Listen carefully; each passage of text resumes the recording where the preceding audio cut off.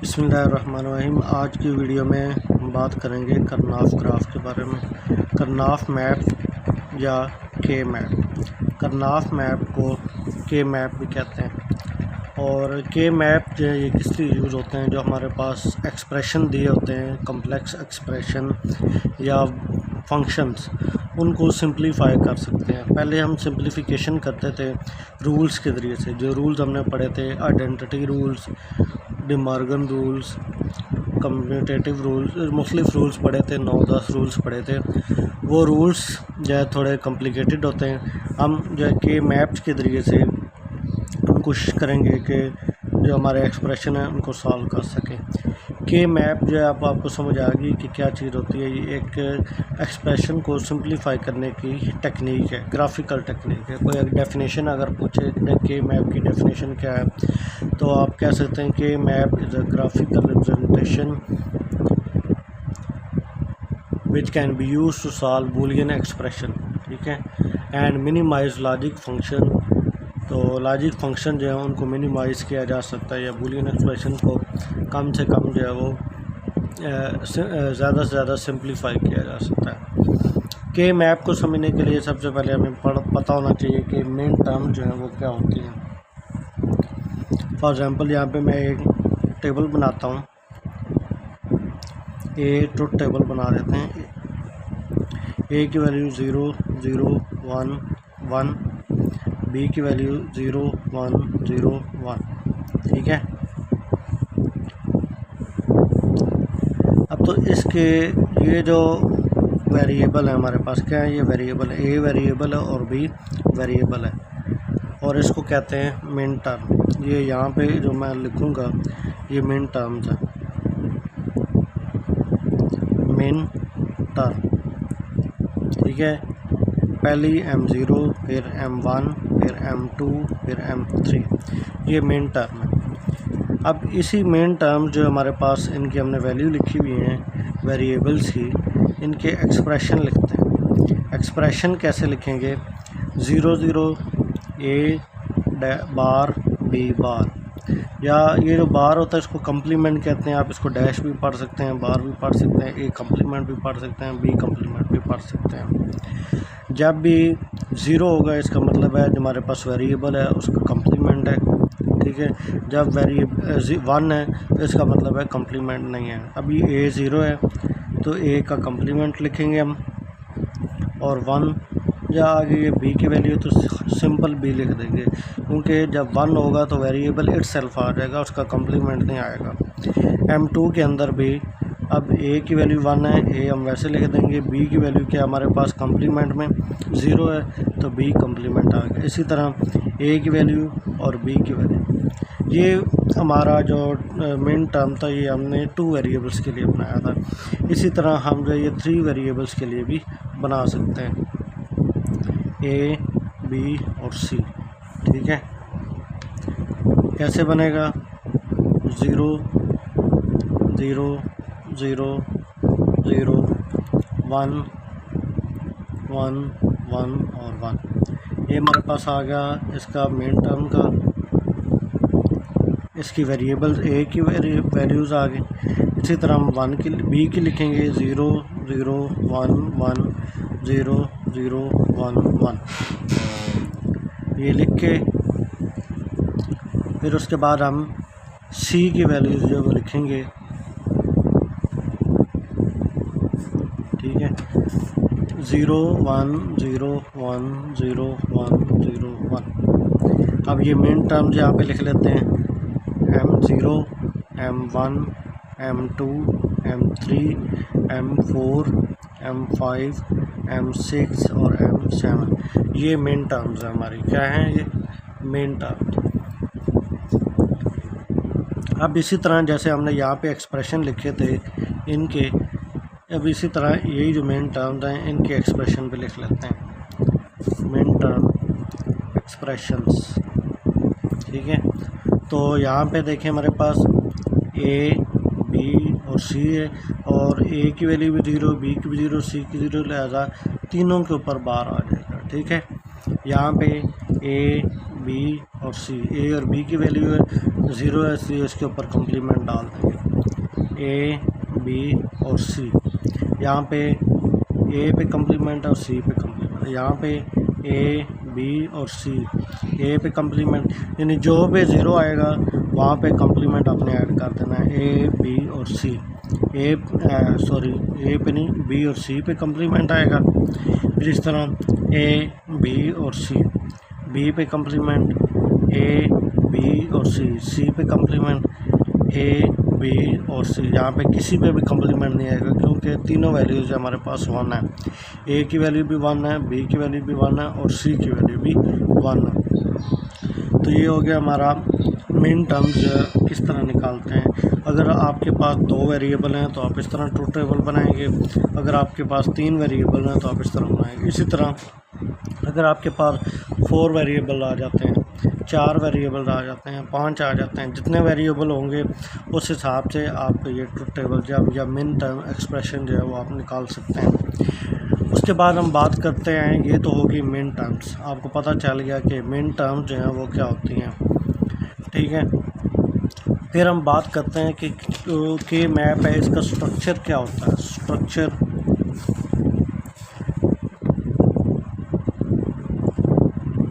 Of के map का जो स्ट्रक्चर है वो क्या होता है। असल में जो के मैप है वो एक मैट्रिक्स होता है। के मैप क्या होता है, एक मैट्रिक्स होता है। के मैप इस मैट्रिक्स, ठीक है, जिसमें वो जो where each square is a cell, जब हमने मैट्रिक्स बनाते हैं के मैप का तो उसके अंदर जितने भी स्क्वायर होते हैं उसको सेल कहते हैं। हर स्क्वायर को एक सेल कहते हैं which correspond to a combination position. हर सेल के अंदर एक वैल्यू आ रही होती है, ठीक है। वो वैल्यू या तो 0 लिखी जाती है या 1 लिखी जाती है, ठीक है।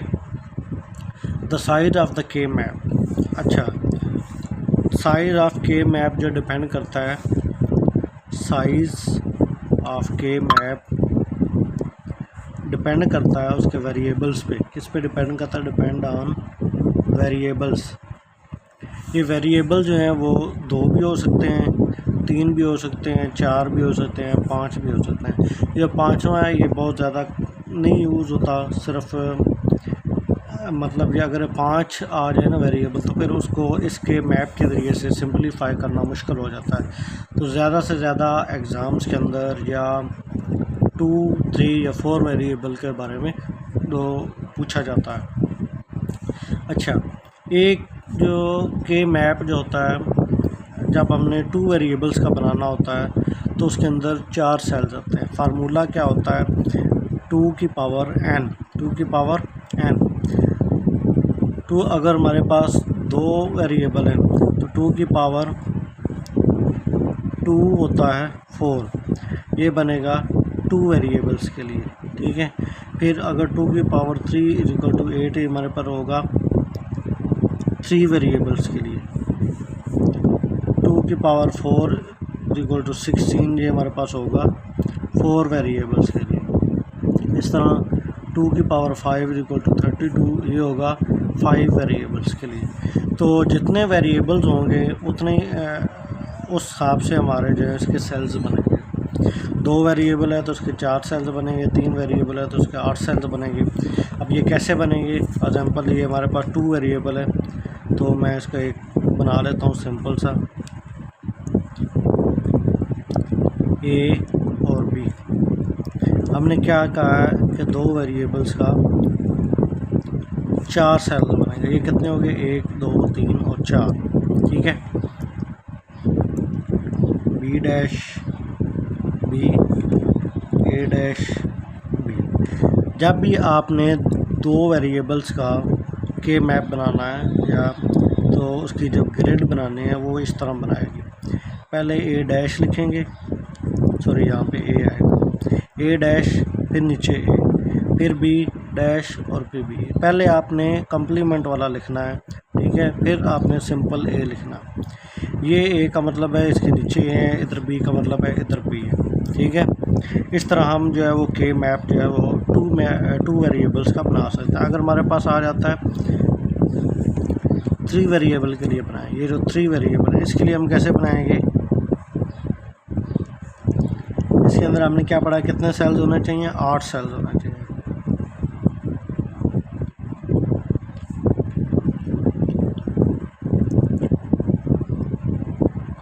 एक, दो, तीन और यहाँ तक का। ये नीचे मैंने गलत कर दिया, इसके कितने सेल्स बनेंगे, 8 सेल बनेंगे। 1 2 3 4 5 6 7 8। तो इसी तरह ए बी, ए की वैल्यू ए डैश ए, इसी तरह बी डैश,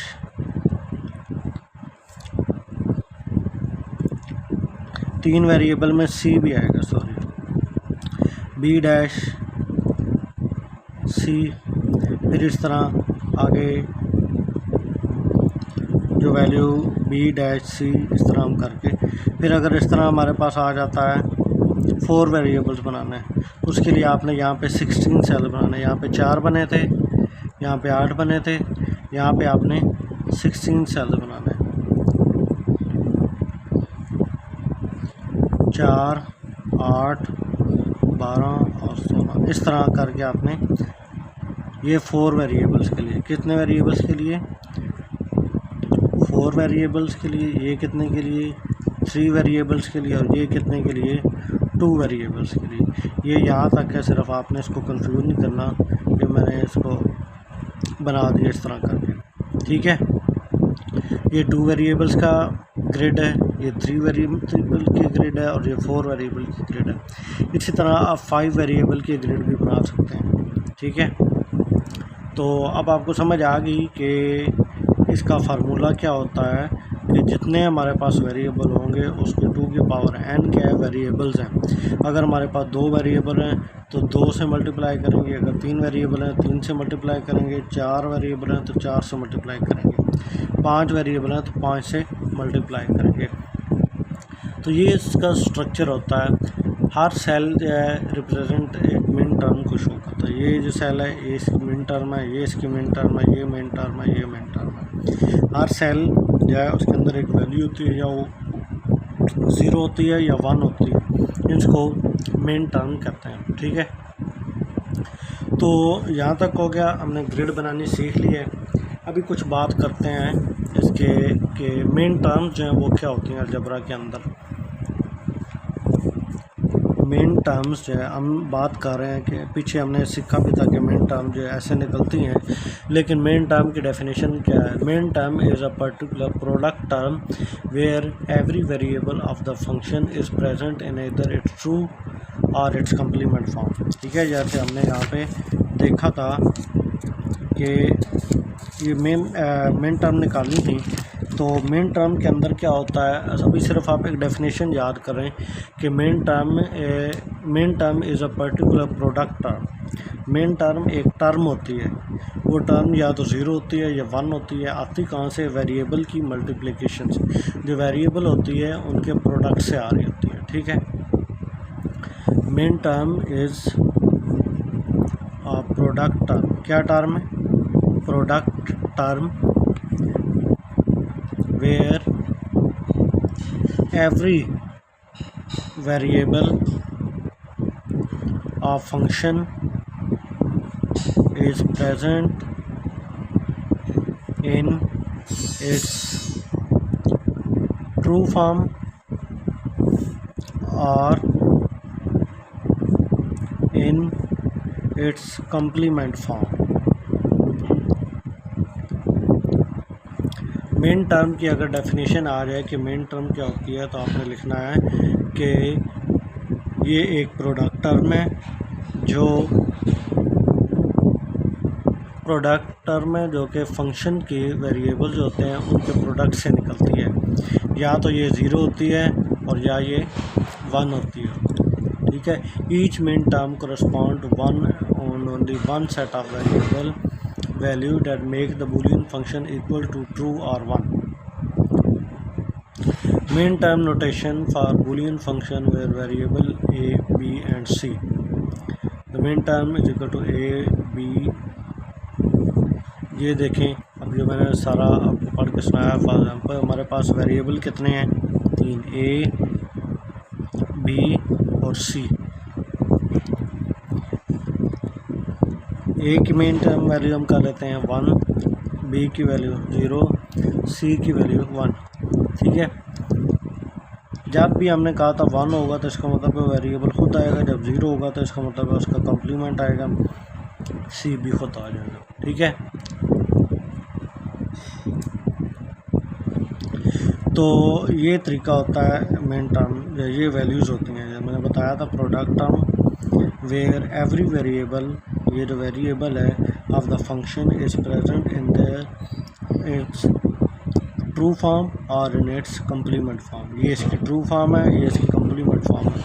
1 आ जाए तो ट्रू फॉर्म है, 0 आ जाए तो कम्प्लीमेंट फॉर्म है। ठीक है, यहाँ तक आपको समझ आ जाएगी। मज़ीद इसको आगे करते हैं तो फिर आपको और समझ आ जाएगी कि के मैप जो है वो किस तरह जो है बनाए जाते हैं। अब तक जो चीज़ें हमने पढ़ी हैं वो के मैप के अंदर यूज़ होती थी कि के मैप की ग्रिड कैसे बनाई जाती है। अगर हमारे पास 2 वेरिएबल्स हैं तो उसकी ग्रिड कैसे बनाएंगे, 3 वेरिएबल हैं तो उसकी ग्रिड कैसे बनाएंगे, 4 वेरिएबल हैं तो उसकी ग्रिड कैसे बनाएंगे। तो फिर उसके बाद हमने देखा कि इसकी मेन टर्म्स क्या होती हैं। ठीक है, मेन टर्म्स जो होती हैं वो प्रोडक्ट टर्म होती है, जो वेरिएबल दिए होते हैं उनकी या तो ये ट्रू फॉर्म में होती है या फिर ये कम्प्लीमेंट फॉर्म में होती है। तो जो के मैप है इसके बनाने के कुछ रूल्स हैं। जो पहला इसका रूल है के मैप का, के मैप आपने ड्रा करना है, बनाना है, तो पहला रूल ये था आपने ग्रिड बनाएं, create grid based on variable. जितने आपके वेरिएबल होंगे उस हिसाब से आपकी ग्रिड बनेगी। अगर 2 वेरिएबल हैं तो 4 सेल्स बनेंगे, 3 वेरिएबल है तो 8 सेल्स बनेंगे। ठीक है, और उसके बाद दूसरा रूल ये होता है कि कंप्लीट द ग्रिड। जो आपने ग्रिड बना ली है उसको कंप्लीट करें, complete the grid using output values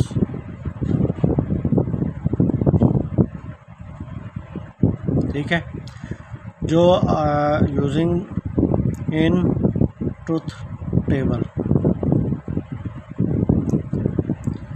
grid बनानी है पहला, और दूसरा क्या है कि आपने ग्रिड जो आपने बनाई है उसकी complete the grid using output values in truth table.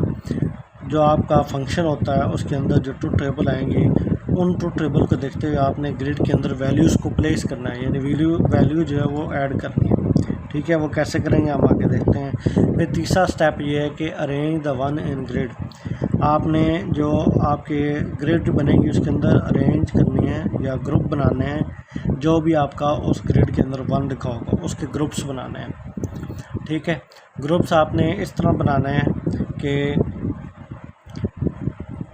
For example मैं 1 के ग्रुप बनाने हैं, आप वर्टिकली भी बना। फॉर एग्ज़ाम्पल ये हमारे पास एक ग्रिड है। ठीक है, मैं एग्जांपल दे रहा हूँ, इधर 1 लिखा हुआ है और ये 1 लिखा हुआ है।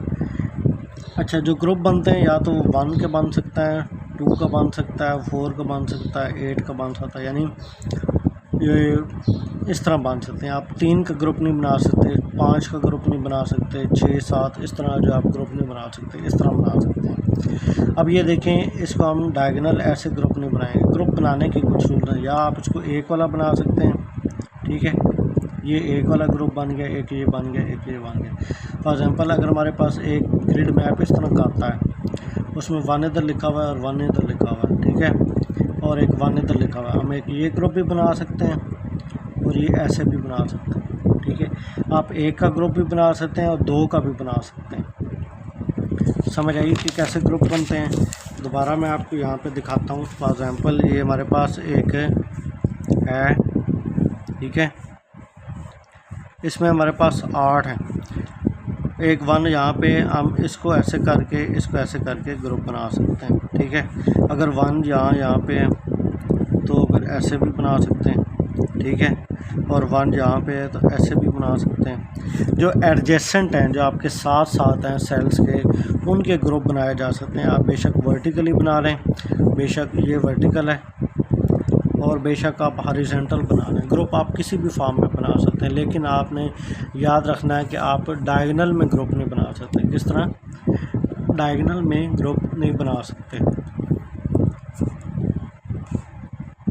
जो भी आपने ग्रुप बनाने हैं वो 2 की पावर के होने चाहिए, या तो 1 का होना चाहिए, ठीक है, या कि 2 की पावर 1 का होना चाहिए, 2 की पावर 2 का होना चाहिए, 2 की पावर 3 का होना चाहिए, 2 की पावर 4 का होना चाहिए। यानी कि ग्रुप जो बनेंगे वो 1 2 4 8 16 इस तरह के ग्रुप बन सकते हैं। इससे ये नहीं है कि आपने 3 का ग्रुप बना देना। फॉर एग्ज़ाम्पल ये हमारे पास एक ये ग्रिड है, ठीक है,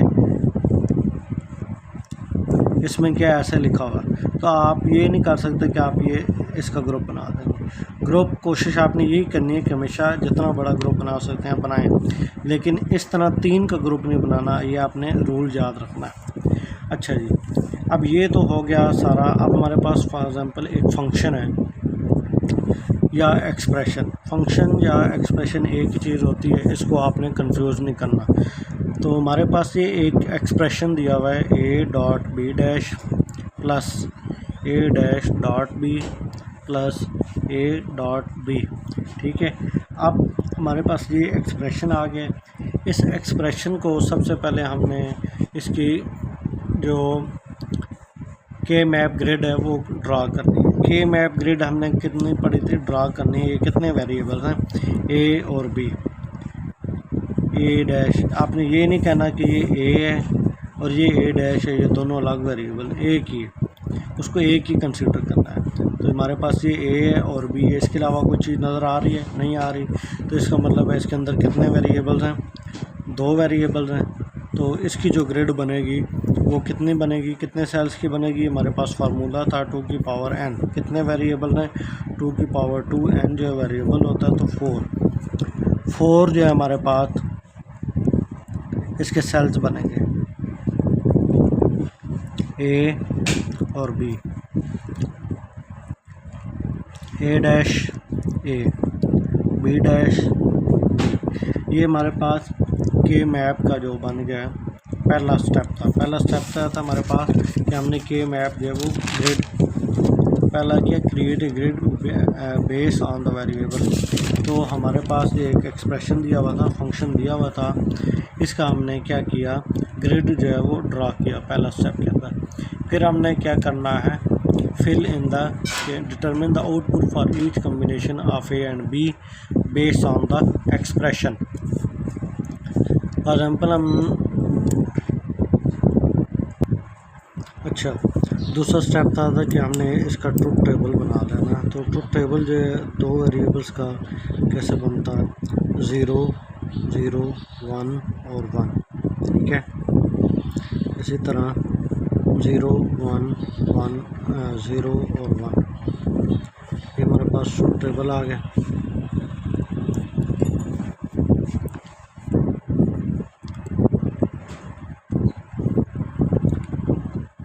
ये वेरिएबल ए के लिए और ये वेरिएबल बी के लिए,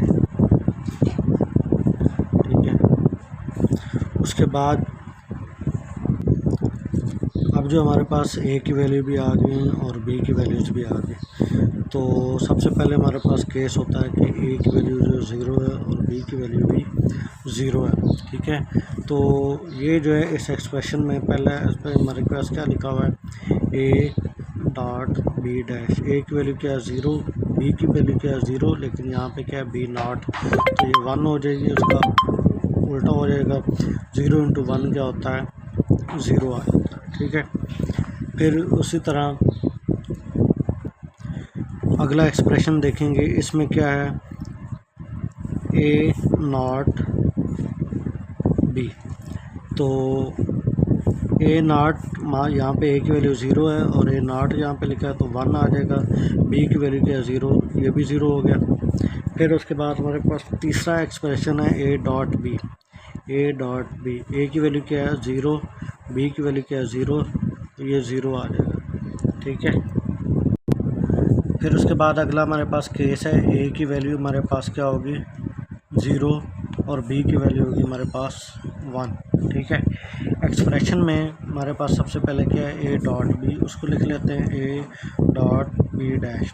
ए की वैल्यू क्या है हमारे पास 0, बी की वैल्यू क्या है 1, लेकिन यहाँ पे क्या है बार, तो ये उल्टा हो जाएगा, तो 1 था, ये 0 आ जाएगा, ये आ गया 0, ठीक है। उसके बाद अगला एक्सप्रेशन है ए बार बी, ठीक है।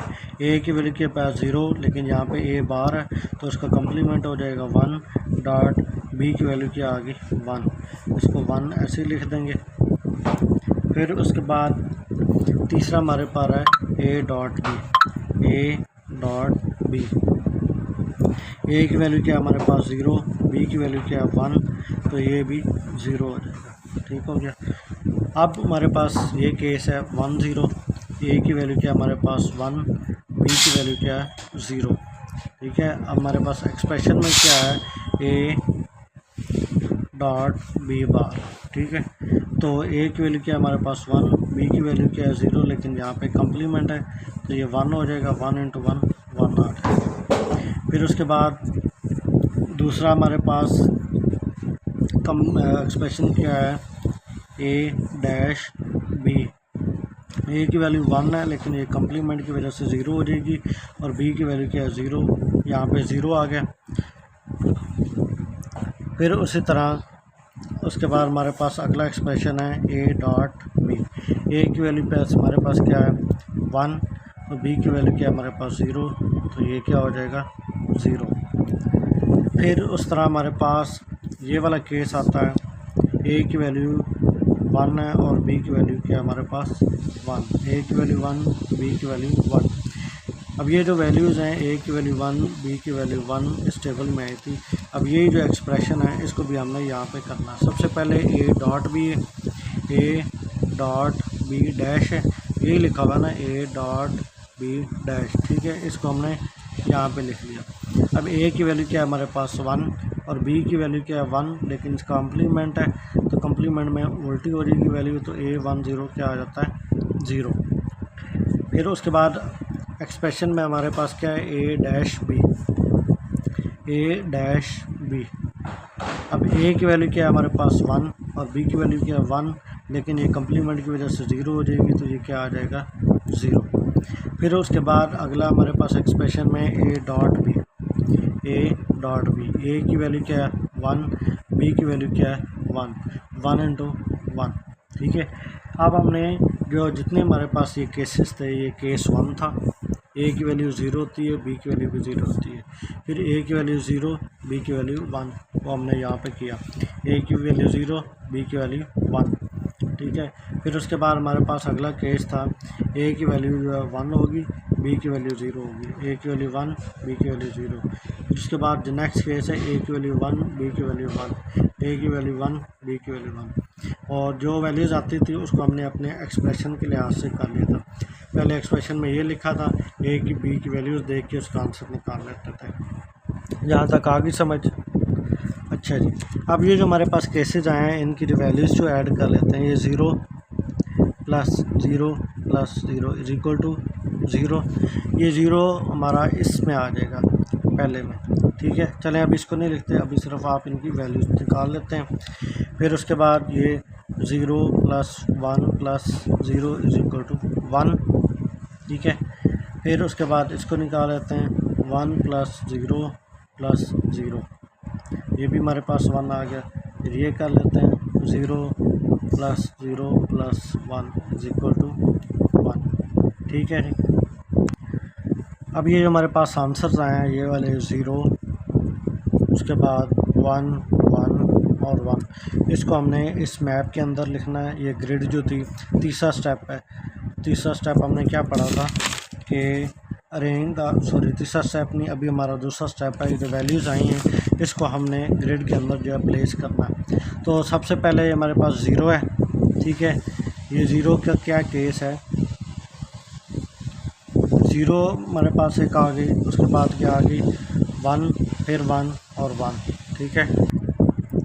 इसका क्या केस था हमारे पास A0 और B0। यहाँ पे हमने मैप में देखना है, ये A डैश है और B डैश है। डैश का मतलब है 0 है, साथ आप लिख भी लें 0 0 1 1। A भी 0 है और B भी 0 है, A भी 0 है और B भी 0 है। इसका आंसर क्या आया था हमारे पास 0, तो इसको हम यहाँ पे लिख लेंगे 0, ठीक है।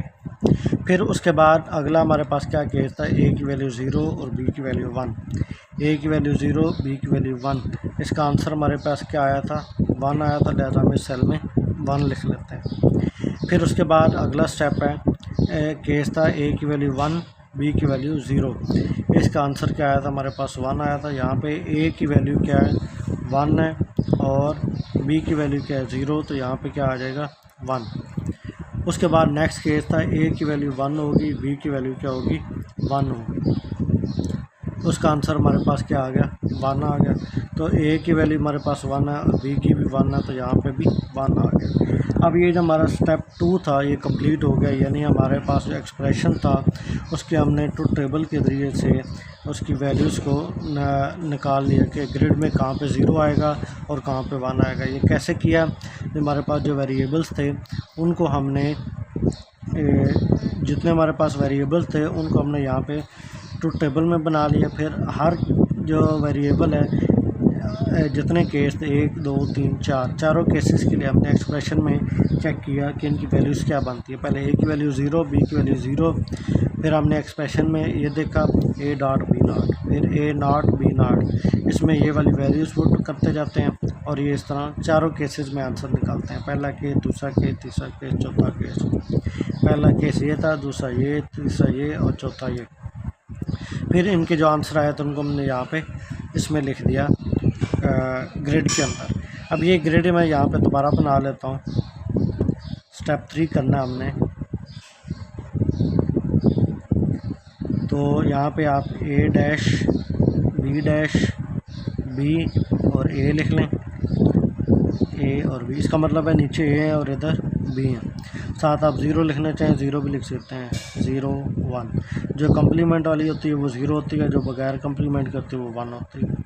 और ये क्या हमने ग्रिड बनाया था, इस सेल के अंदर ये जो एक स्क्वायर होता है इसको सेल कहते हैं। इधर 1 आ जाएगा, यहाँ पे भी 1 आ जाएगा और यहाँ पे 1, यही वाला जो सारा है हमने दोबारा नीचे लिख लिया, ठीक है। अब हमने क्या करना है, अब जो हमारे पास ये वेरिएबल आए हैं इनको हमने ग्रुपिंग करनी है। एडजेसेंट ग्रुप से जो हमने पढ़ा था कि ग्रुप्स बनाने हैं, तो एक ग्रुप हमारे पास ये बन सकता है, ठीक है, और एक हमारे पास ये बन सकता है, 2 ग्रुप बन गए। अब ये जो पहला ग्रुप बना है ये किसका बना था, ए डैश, ये वाला जो बना है इस तरह, इसके अंदर क्या वैल्यू थी, ये जो हमारे पास वर्टिकल ग्रुप बना था इसके हमने पहले ये वाला 1 कैसे आता है, ए डैश और बी, यानी इसकी साइड पे ए की वैल्यू डैश है और यहाँ पे बी की वैल्यू क्या है, सिर्फ बी है, इसको लिख लिया। और नीचे वाला 1 कैसे आया था, यहाँ पे क्या है, ए इस साइड से और ऊपर से क्या है, बी। ये हमारे पास एक ग्रुप बना, ये वाला वर्टिकल, ठीक है। उसके बाद हमारे पास ये हॉरिजॉन्टल ग्रुप भी बना है, ये वाला। इसके अंदर हमारे पास इस साइड पे ए और ऊपर क्या है, बी डैश प्लस, और इस 1 का ए इस साइड से ए है और इस साइड से क्या है, बी, ठीक है। अब ये हमारे पास 2 ग्रुप बन गए, एक ये वर्टिकल ग्रुप बना था और एक ये हॉरिजॉन्टल ग्रुप बना था। अब इनको एक्सट्रैक्ट कर लेते हैं, ये बी दोनों में कॉमन है, ठीक है, ए डैश ए, इसके अंदर क्या कॉमन है, ए कॉमन है, ए बी डैश बी, ये बी, ए डैश और ए होता है 1, फिर ए बी डैश और बी क्या होता है 1। ये 1 कैसे होता है, ये हमने एक लॉ पढ़ा था, आइडेंटिटी लॉ, उसके लिए उसके हिसाब से ये ए कम्प्लीमेंट प्लस ए जो 1 के बराबर होता है, ठीक है। तो ये बी आ गया और दूसरे ग्रुप में ए आ गया, तो ये हमारे पास इसका आंसर आता है सिंप्लीफाई करके। एक्सप्रेशन हमारे पास किस तरह का था, A dot B bar plus A bar dot B plus A dot B, ये एक्सप्रेशन था। जब इसको हमने के मैप के ज़रिए से सिंप्लीफाई किया तो हमारे पास सिंपल जो आंसर आता है बी प्लस ए, ठीक है। तो यहाँ तक हमारा के मैप जो है कंप्लीट हुआ और इसके साथ ही चैप्टर नंबर 4 जो है 3 ये भी कंप्लीट हो गया। तो कोई चीज़ अगर समझ नहीं आई तो आप वीडियोस जो है उसके कमेंट सेक्शन के अंदर कमेंट करें, आपको मैं रिप्लाई कर दूँगा। और वीडियो अच्छी लगी लाइक करें, शेयर करें। अल्लाह हाफ़िज़।